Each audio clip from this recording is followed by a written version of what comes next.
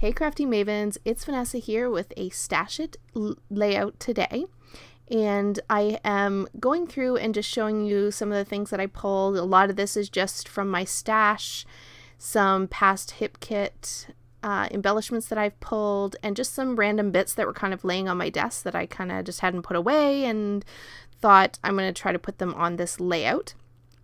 Now, the first thing that I'm doing here is showing you the two colors of paint, and this is the Martha Stewart Pearl paint, which I absolutely love and think I need to go buy every color that she makes in this paint because it's beautiful. And I'm going to take that pearlized paint and some of my texture paste here, and I'm going to put it through this stencil there that you see on my white cardstock. Now, my white cardstock, I have not gessoed it or anything like that because I am not using any water. I'm just using my texture paste and this paint, and so it does not warp my paper.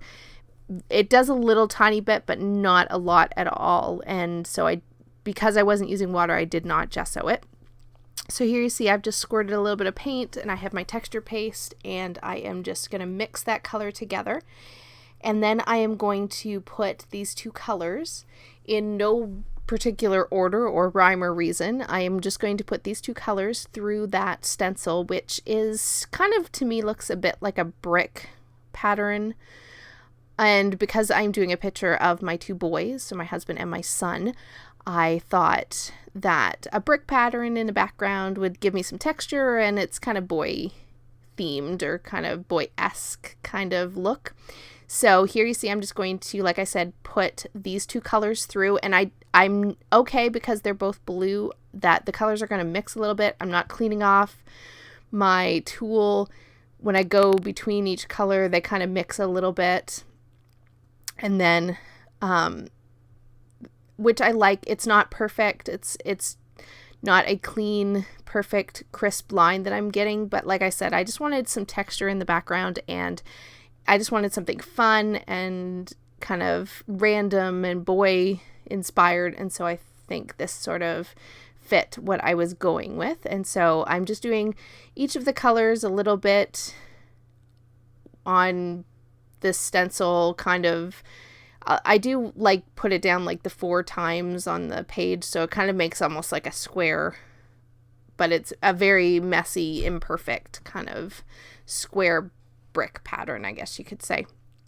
So that is what I'm going to put on my background, and then I'm going to lay it off to the side here to dry. I do add just a small little strip of color with the texture paste up here on this one edge on the top left, because I am going to put some embellishment up there as well. And so I'm going to finish this up, and then I'm going to set this background off to dry because it does take a little while, but I was careful to not put too much texture paste on the background and make it too thick, so it didn't take too long to dry.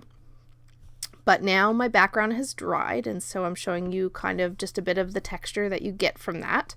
So very simple. I didn't even do any splatters or anything like that. And my paper really, like I said, did not warp a whole lot. And that background paper that you see that I'm going to mount that white cardstock on, that was the basic gray. I did gut the center of that because I loved the floral on the other side. And so that will act as my sort of frame for my layout. And then I am using this Vicky Bouton paper, which is the circles from her Kaleidoscope collection. And I'm just going to use that as a mat for my two photos. And these photos, I'm using 2 of them, and I'm kind of overlapping one of them over top of the other a little bit. I end up not cutting it down. I just kind of taped it or glued it over top of the other. But I'm using 2 photos for this one, like I said, of my son and my husband. And those are going to be the 2 photos that go on this layout, and they go kind of in the center of this layout. The whole design of this page is really simple. And I will say that I'm happy that I scrapped these pictures, but I don't know if you're like me, but every once in a while I'll put a layout together, and while I'm glad to have the memory scrapped and I'm glad that I got it done, it's definitely one of those pages that it's not my favorite. I'm not in love with it. I don't know. I still feel like it's missing something. So maybe you guys, when you're watching it through, see something and maybe you can tell me if I should add something else to this. But to me, it's not my favorite, but it's done and I love these pictures. And so for that alone, I'm happy. I do need to add my journaling to it, but I am glad that I got these pictures scrapped. So here I'm laying out everything that I plan to use on this page. And I am primarily picking anything that's sort of got an ice cream or food sort of related icon on it.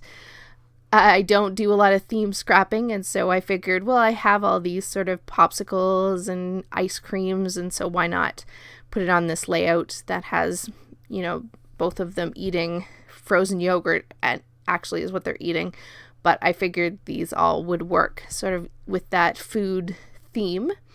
So this is pretty much how everything is going to lay out. I'm going to have those 3 clusters, the one in the top left and then the 2 on the sides of each of the photos.